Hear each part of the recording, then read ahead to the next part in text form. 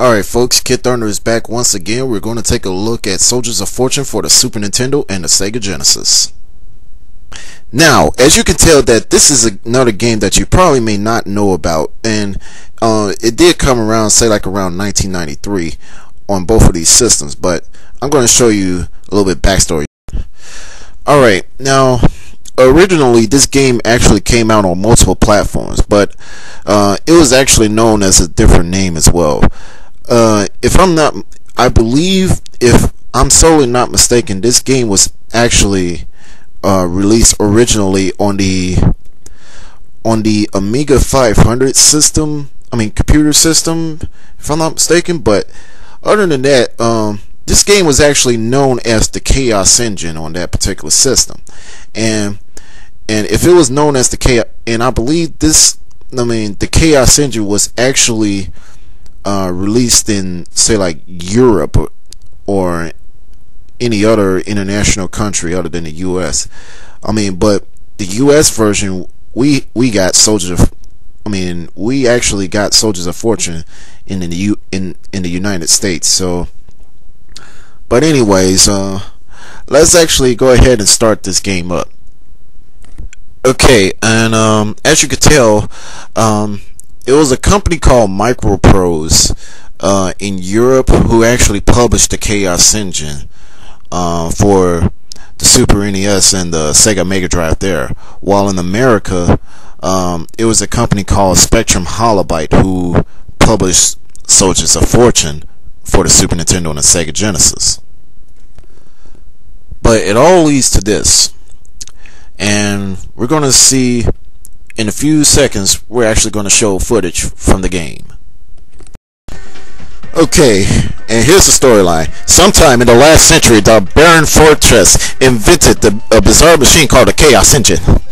The device became incredibly powerful and turned against its creator. Its power to corrupt time and matter out of control. A cloud of chaos descended over the land, turning humans and animals into ravening beasts. Enter 6 hard-nailed mercenaries for hire. And here they are: the gentleman, the thug, the scientist, the brigand, the mercenary, and the Navi. And here we are at the title screen. Now, the game itself was actually developed by a company called the Bitmap Brothers, which is actually a small company somewhere in Europe. I don't know if they're still around, but they're a pretty good company. They're famous for making this game. The game is simple. It's basically your basic run and gun shooting game. It kind of reminds of, like, other run and gun shooting games that you probably may have played before. And you basically all you do in this game is basically like you collect items and stuff like that. And that's pretty much it. It's not too much depth here, but it's still a pretty good game, to be honest with you. Alright, the gameplay is simple. You have to shoot down every single node in this game, in this level, in order to complete it. In other words, and also you have to watch out for ravening beasts, or you will get your behind served to you.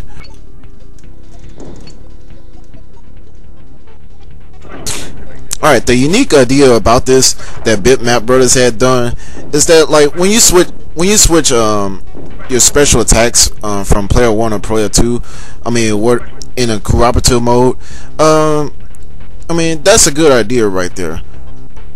And that's pretty much it about this part right here. Now, as we're into the game right here again, you can also tackle bombs right here. This will also knock out enemies in one hit too. And here we are again.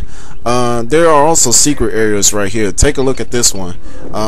In this one you collect power-ups or whatever. And then, like, at the end of that, you will also be at the after you get out of this secret area, you'll be back to where you were originally.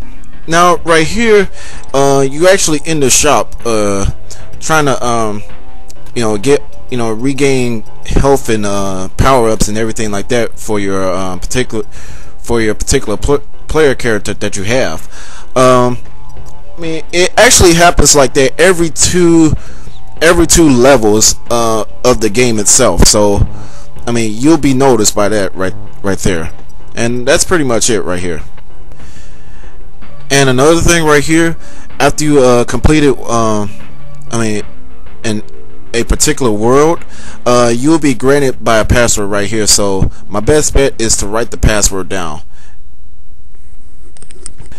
Now, after all I've said and done and mentioned all the things that's pertaining in this particular review, Soldiers of Fortune is one game that you might be able to pick up. Oh, how can I tell you this? The music in this game. The music is so great. It's made by a company. It's made by a group called Nation XII, which is a pretty good. I mean, a good music group right here. But that's pretty much it about that. Now, with certain nodes right here, say like for that one, for example, you will also find, you know, other items, I mean other things along the way, say like more creatures or whatever. And as you can check, you can also touch a map right there too. And as you could tell, I mean, like with this game in particular, it was, you know, since I also mentioned that it was also released on the Genesis, both of these versions are fairly identical. Here, let me go ahead and show you some footage from the Genesis version right quick.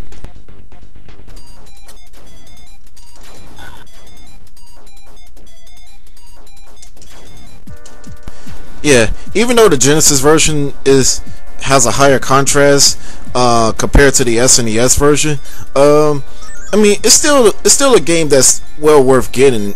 I mean, to all means necessary.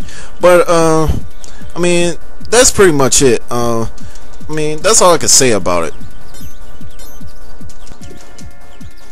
Alright, in conclusion, Soldiers of Fortune for the SNES and the Sega Genesis is something you might want to try. It's a very good game. It's if it's out on Virtual Console, I mean, download it. If it's out on XBLA or PSN, it's down. I mean, try that. I mean, try that out.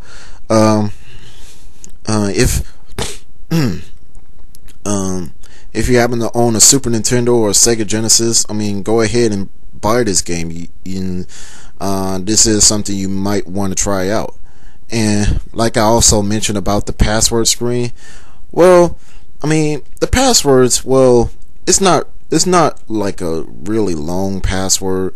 I mean, it's just a simple password, I mean, that you could write down, basically. I mean, yeah. But I mean, my best bet is like, go ahead and try this out. You might like it.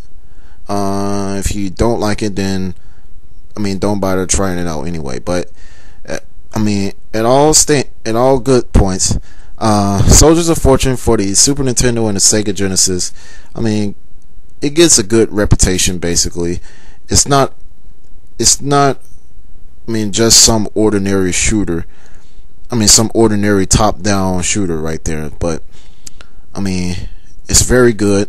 You can go ahead and, you know, try it out. As of now, this is Kid Thunder right here, signing off, and take care, and that's a wrap.